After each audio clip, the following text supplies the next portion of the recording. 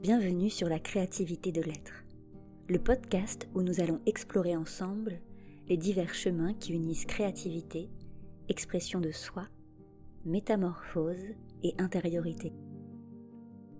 La vie est composée d'une multitude de facettes. Chaque jour et chaque nuit grouillent de questions auxquelles nous avons chacun nos réponses. Je suis Margot et je suis sensible et attentive à la vie sous toutes ses formes. Percutée par les énigmes du quotidien et celles que soulève notre humanité, je décide de ne pas les esquiver. Je les décortique en autant d'impromptus que je souhaite te partager. Je te propose donc de t'emmener voyager dans un monde où langage poétique, philosophique et métaphysique s'entremêlent. Ce podcast s'adresse aux curieux, aux passionnés, aux rêveurs, aux inspirés, à tous les êtres en quête de sens et de beauté.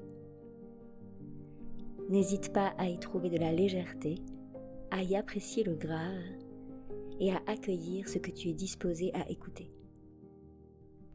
Quelques minutes d'infini pour rester éveillé.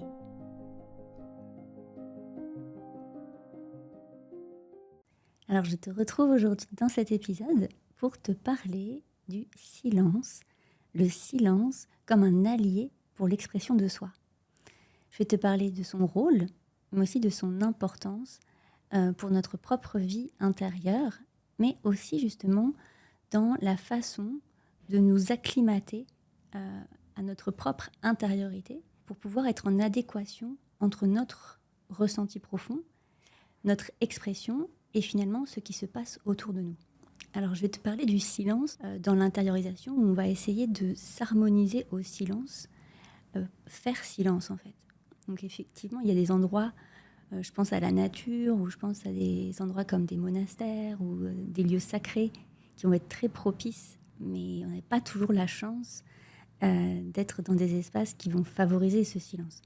Si au contraire on habite dans une ville, qu'on est dans un lieu chargé de bruit, c'est pas toujours évident de faire silence. Et pourtant, c'est pas quelque chose qui est antinomique en fait avec le fait d'être dans un environnement qui ne paraît pas propice à ça.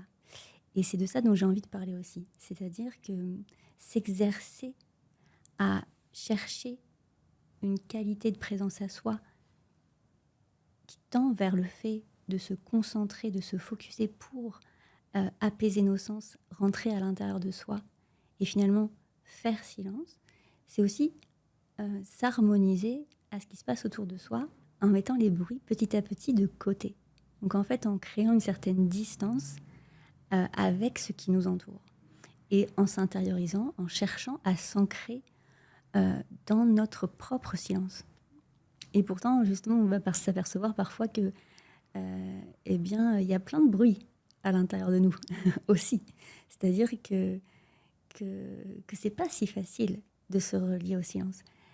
Et que ça passe en priorité par le souffle et par l'accueil des émotions, par l'accueil des sensations, donc par l'accueil de tout ce qui se passe en moi. C'est important pour moi de valoriser le fait d'accueillir, parce que finalement, c'est le premier principe, avant toute chose, pour s'ancrer dans une posture d'écoute. Sinon, je vais faire semblant. Donc, je vais faire semblant de m'exprimer en étant, soi-disant, ancrée dans une sorte d'énergie propice là, à mon épanouissement. Puis en fait, ça va être complètement faux parce que ça ne va pas être relié à ce que je vis profondément. Alors que si je fais ce travail d'écoute intérieure où j'accepte comment je me sens au moment présent et que je tends à m'ancrer dans un silence intérieur, je vais me mettre en position de réception.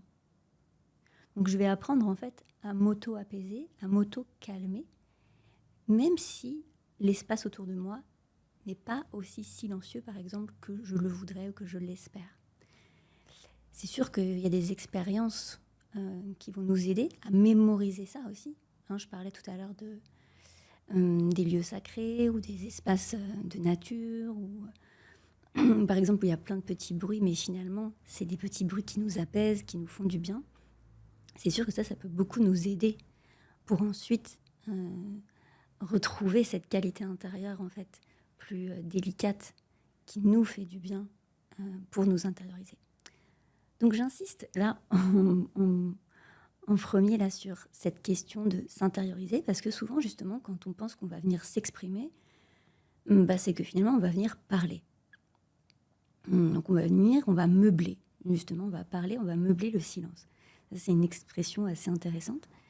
Et on ne se rend pas compte que en premier, ce qu'on va avoir finalement à faire, c'est ne plus avoir peur de ce fameux silence qui pourrait s'imposer. Donc si on prend l'exemple d'une discussion avec des amis ou avec des personnes qu'on connaît un peu moins, ou je sais pas, dans une situation professionnelle, et qu'on se sent dans un état de contrôle parce que justement, on a peur à l'avance qu'il puisse y avoir un silence.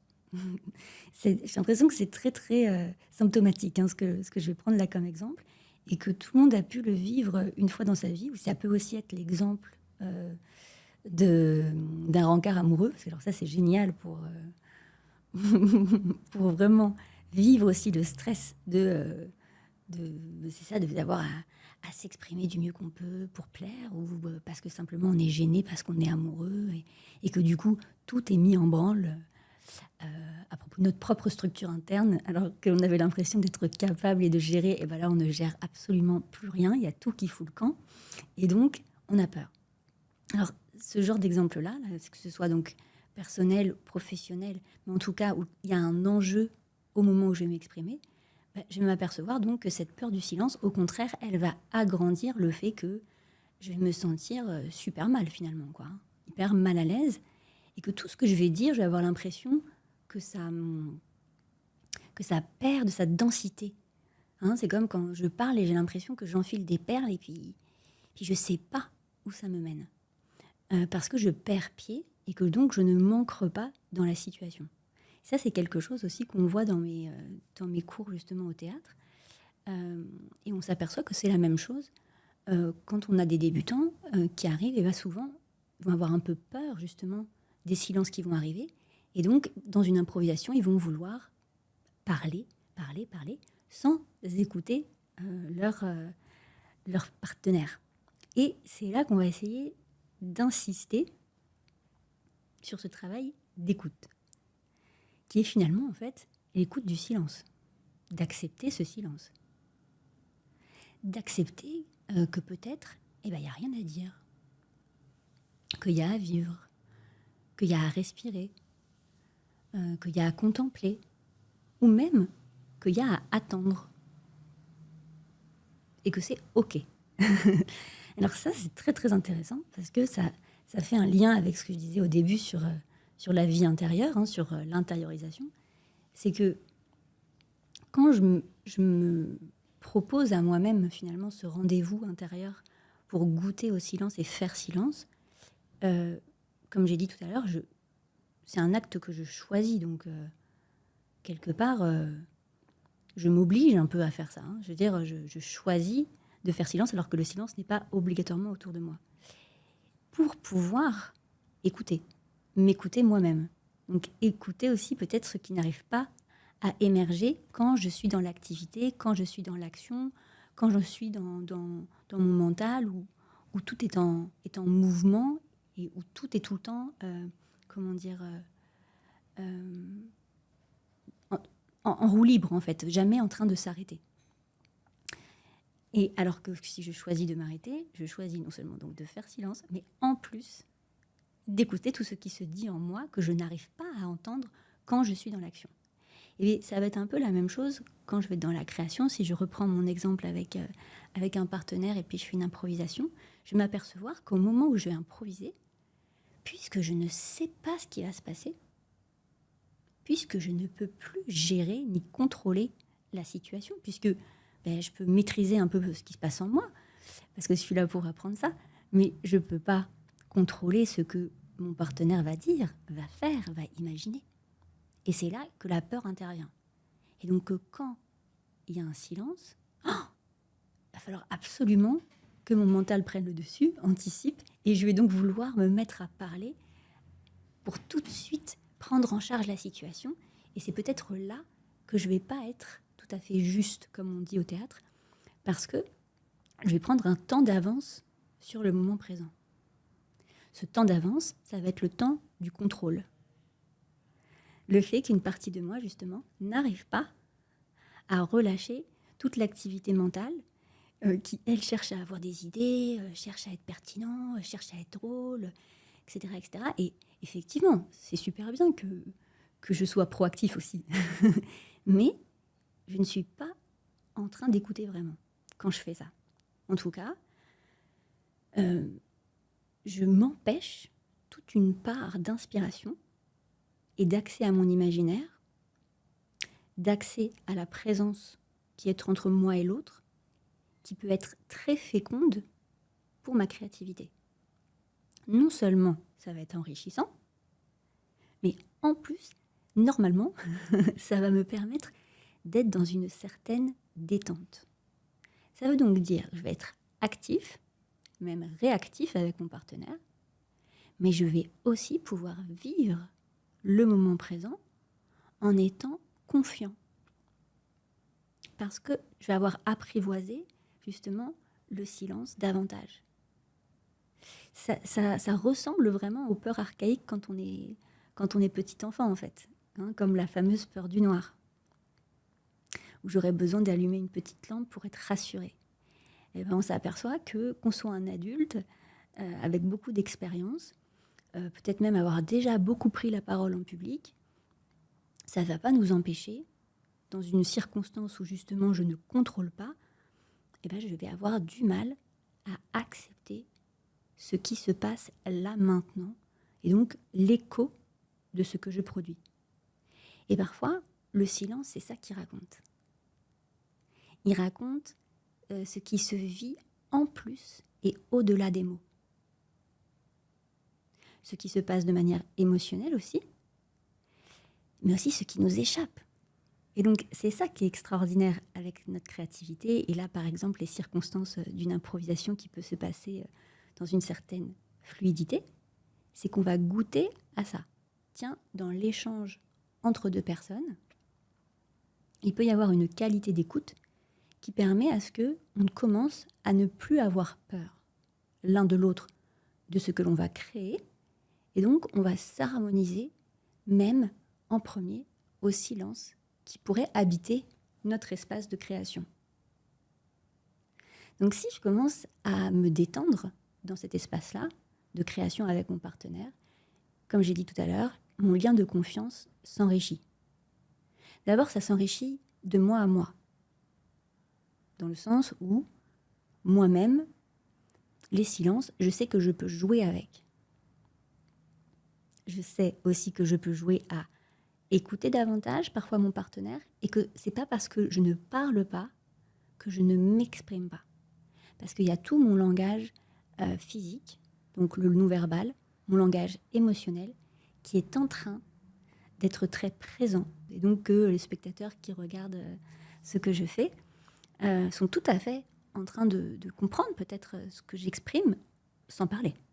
Et ça, c'est une confiance que je dois commencer à activer en moi à propos de ma présence, à propos de ce que je dégage quand j'écoute. Quand j'écoute l'autre, mais aussi quand j'écoute tout ce qui se passe. Ça, c'est quand même captivant. Et dans un deuxième temps, quand j'écoute aussi effectivement ce que l'autre me dit, ce que l'autre me donne. Parce qu'il y a ce qu'il me dit et il y a tout ce qu'il ne me dit pas. Mais tout ce qui est en lien avec son expression. Et c'est avec ça que je peux donc rebondir. Si je commence à être apaisée, avec donc tous les types de silence qui pourraient arriver, je vais commencer à me rendre compte que le silence est une porte d'accès à mon imaginaire. À l'inverse, au lieu d'avoir peur de lui, il devient mon allié.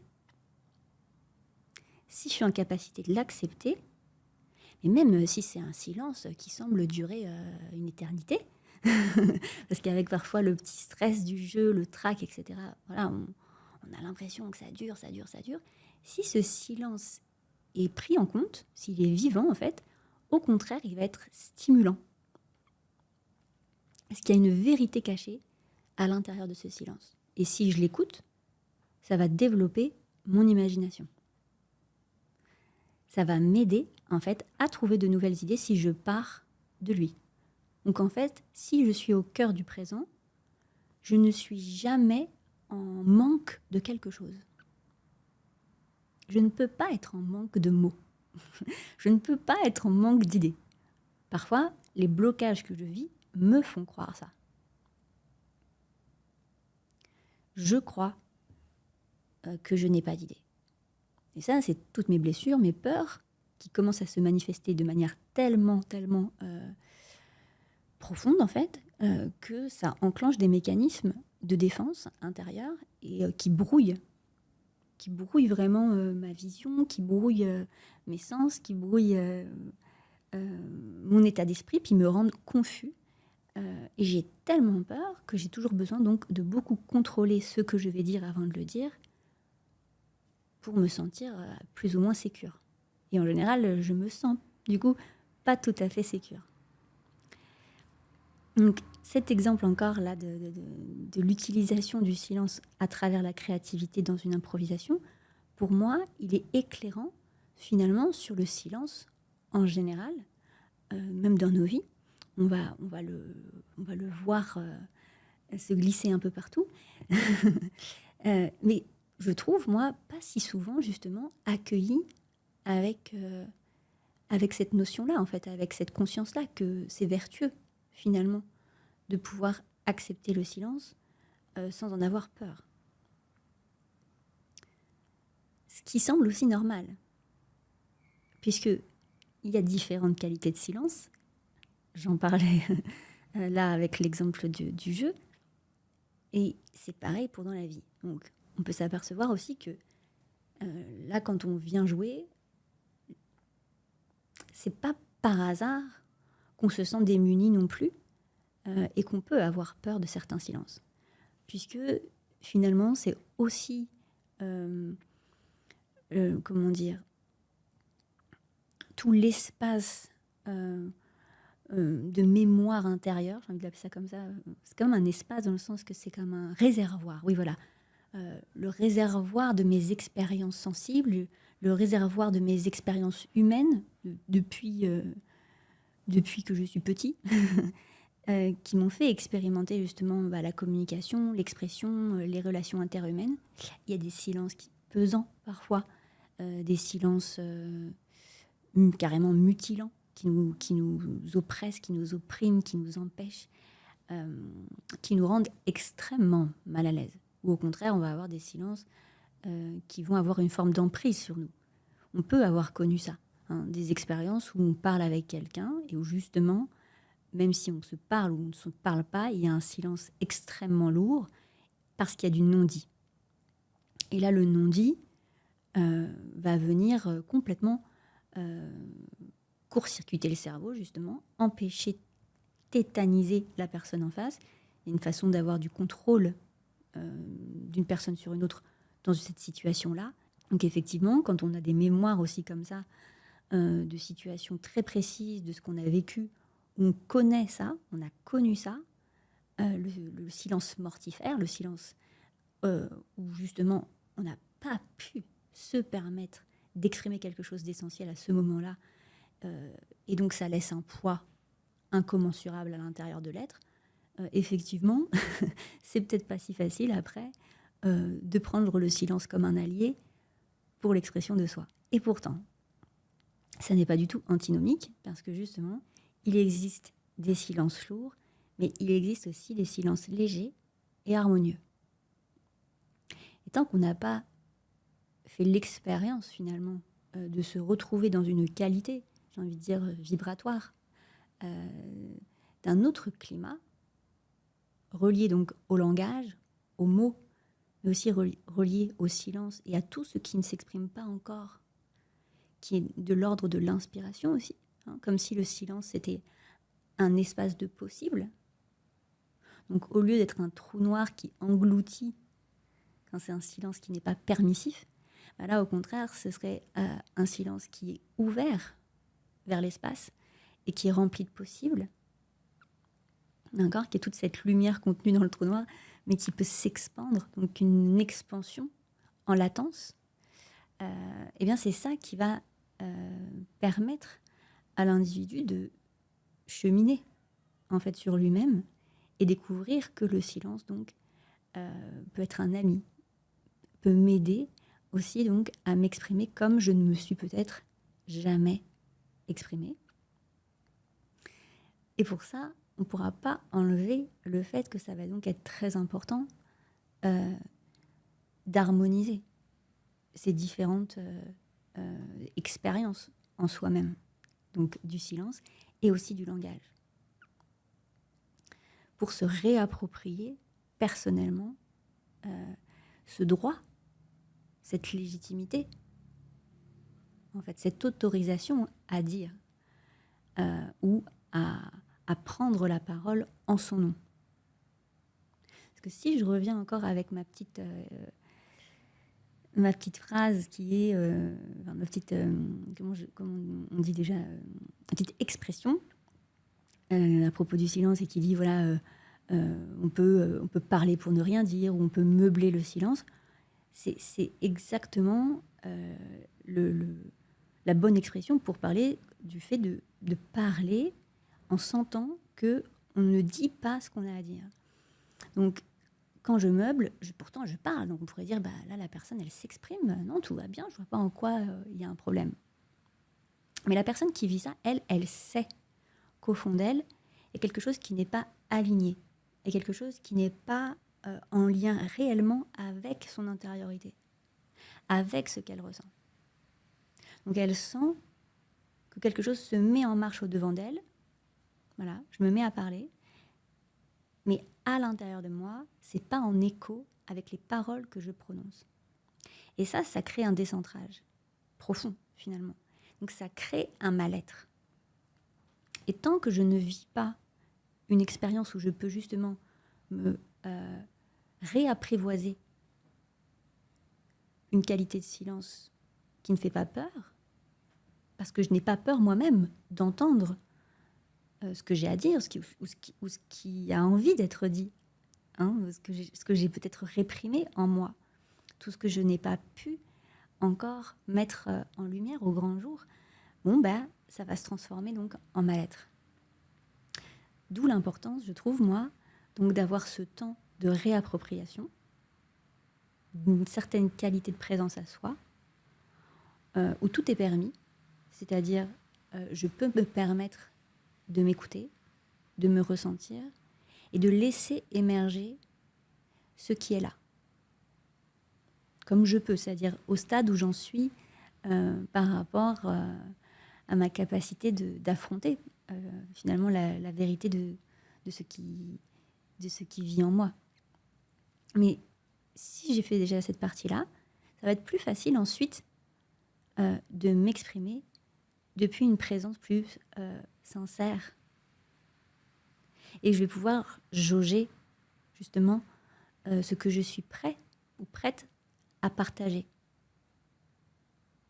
Et donc s'il y a un silence, bah, je vais commencer à sentir que j'ai le choix. J'ai le choix d'écouter, comme j'ai dit au départ avant, mais j'ai aussi le choix du coup de prendre la parole, de réagir, d'interagir. Et cela librement.